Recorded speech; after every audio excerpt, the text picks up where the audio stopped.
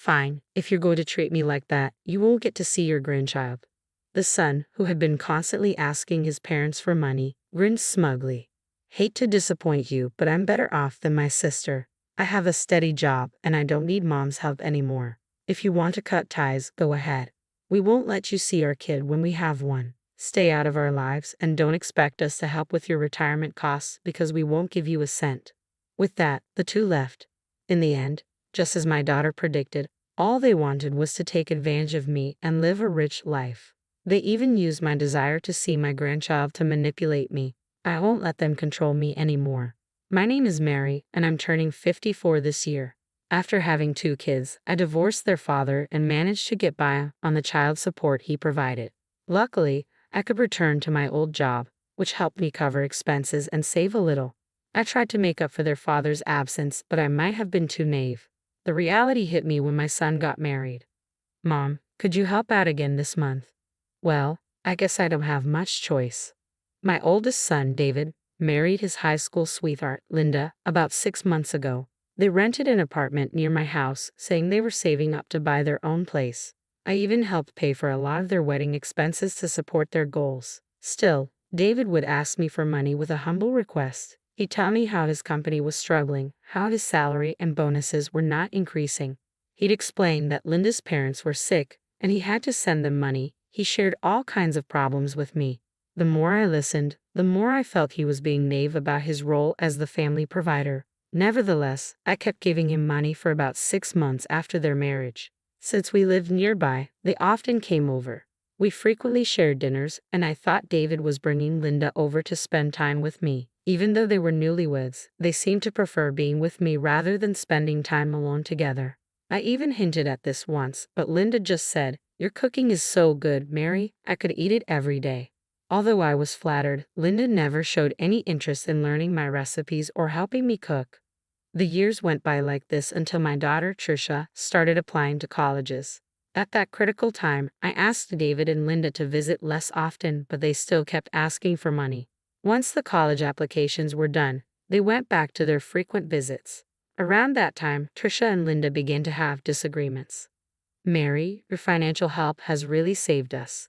The economy is so tough, and David's company isn't doing well.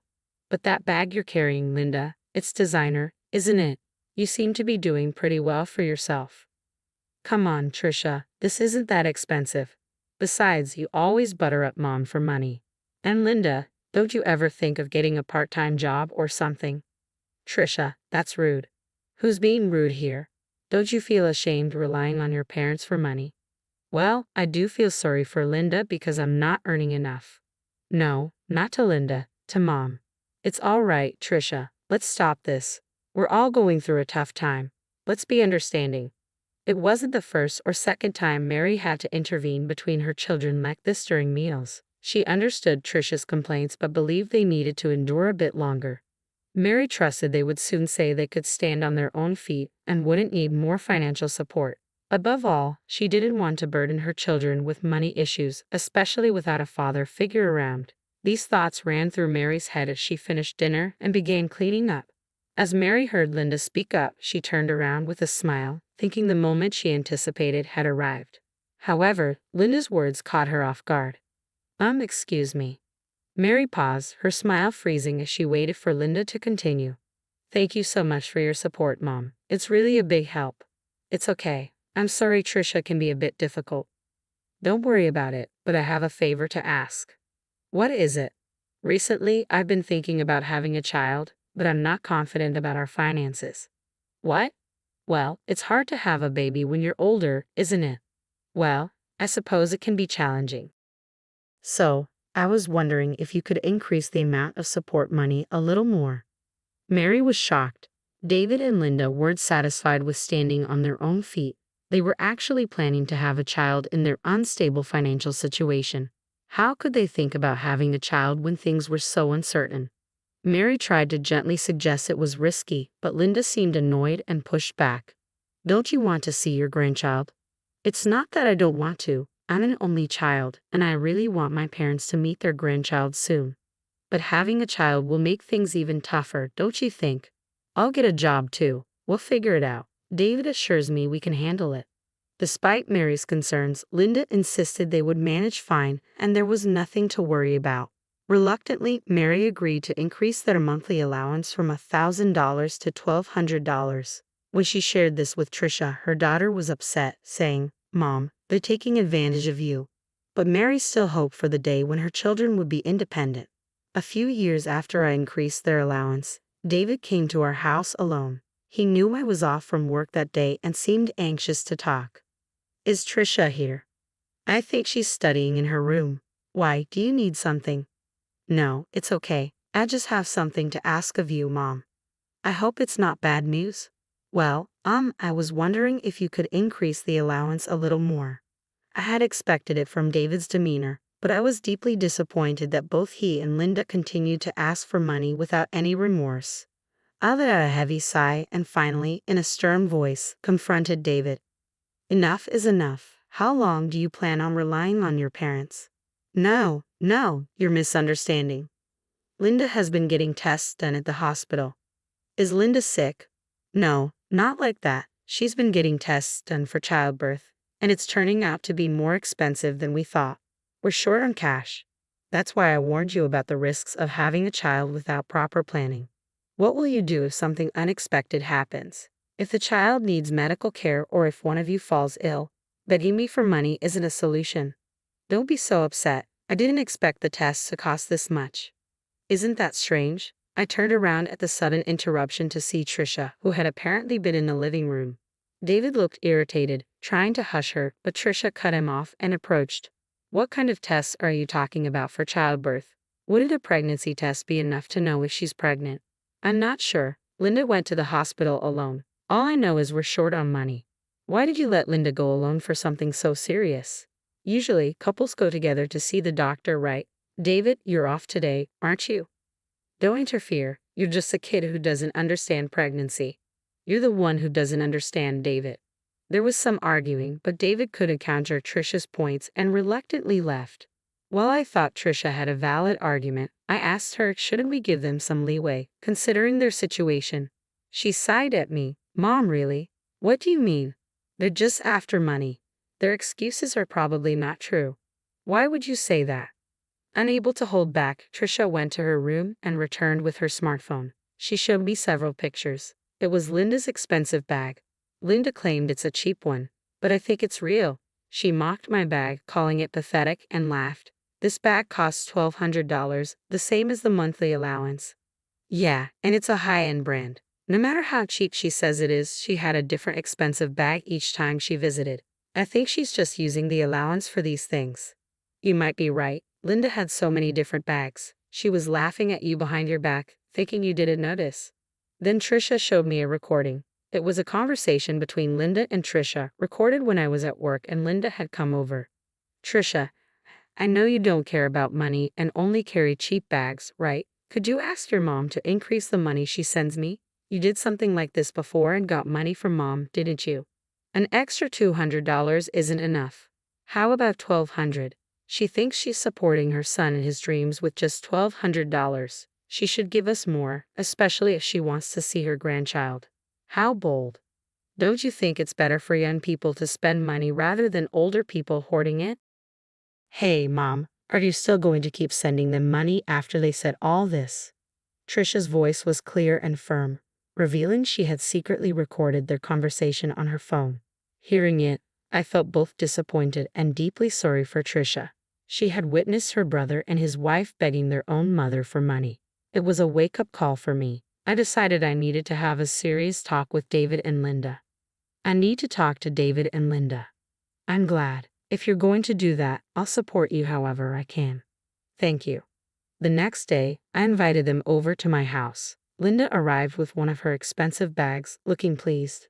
Trisha and I sat down with them in the living room. "I'm going to stop sending you money." "What? What are you talking about? We can't handle this kind of surprise." "That's right, Mom. My medical expenses are adding up and it's causing me a lot of trouble.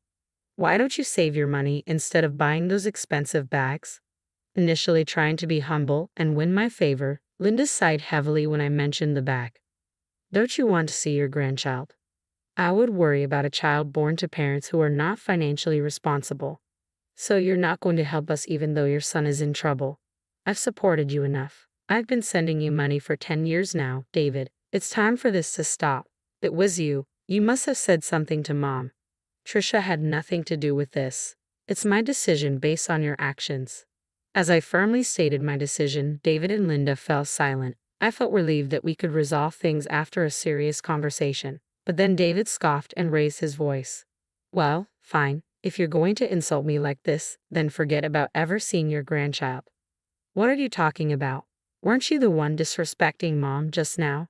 You kept sending us money because you thought I was worthless, right? That's right. You kept giving us money because you thought David couldn't manage, right? What's your point?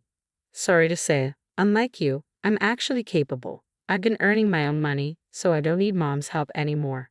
You can stop giving us your pocket change. You're blaming us, yet you're admitting you can't survive without the money, right? Yeah, that's right, but don't expect us to support you in your old age after treating us like this. And even if we have a child, you won't see them. Stay out of our lives. With those words, they stormed out. Trisha's earlier warnings rang true. They were just draining me and wasting the money.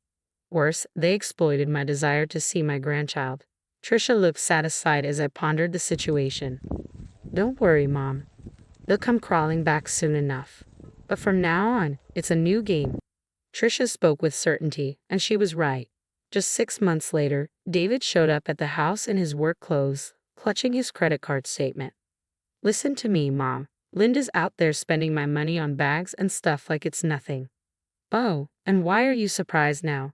That's harsh, Mom. Well, didn't she always behave like that even when she was receiving $1,200 from me each month? $1,200. She told me she was only getting $500. You didn't even know how much allowance I was giving to your wife, did you? That's disappointing. Mary recalled how she used to put the money in an envelope for them. She felt a headache coming on, realizing her son hadn't even bothered to check the amount before spending it. She's spending that $1,200 on all sorts of useless things, and our savings are dwindling fast. That's been the pattern. I don't understand why you didn't see it earlier, Mary said, her words also a self-critique of her past actions. Perhaps now, in a similar situation, David might understand her feelings. But he couldn't rein in Linda, and he continued to rely on Mary for money. There seemed to be no end to their arguments, with Linda's spending outpacing their income. It was unsurprising they couldn't save even with $1,200 a month handed to them. Observing their poor financial management, Mary couldn't help but question where she went wrong in raising them. Yet she continued to follow Trisha's advice, unsure of what else to do. Mom, I don't know you moved. Read the message I received about 10 days after the move. Trisha had anticipated that David and Linda would come asking for money again, so as a precaution, we sold our house and moved to an apartment near Trisha's workplace. We didn't share our new address with them. As predicted, they went to our old place and, finding us gone, sent frantic emails. David's emails were filled with apologies and lectures about how he wouldn't care for my old age or his children's future. If they're this desperate, I wonder if they treated Linda's parents the same way. I doubt it. Linda's parents are like her, always looking for handouts, Trisha informed me, sharing what she had learned about Linda's family. It became clear that from the $1,200 I used to give them, Linda had been passing on money to her parents. It explained how they managed such high expenses each month, and now, with their disposable income gone, it seemed David and Linda were feeling financial pressure from Linda's parents. I was speechless at how my son and daughter-in-law continued to rely on others. After seeing the emails, Trisha simply said, "I told you so," and blocked them. I felt no sympathy or pity for David and Linda, even if they apologized. They were proud of their education and qualifications, so they should work hard together. Absolutely, Trisha. Enough trouble with David. I've helped him out, even dipping into my savings while working, but I've done enough. From now on until you find a good partner, we'll support each other as mother and daughter.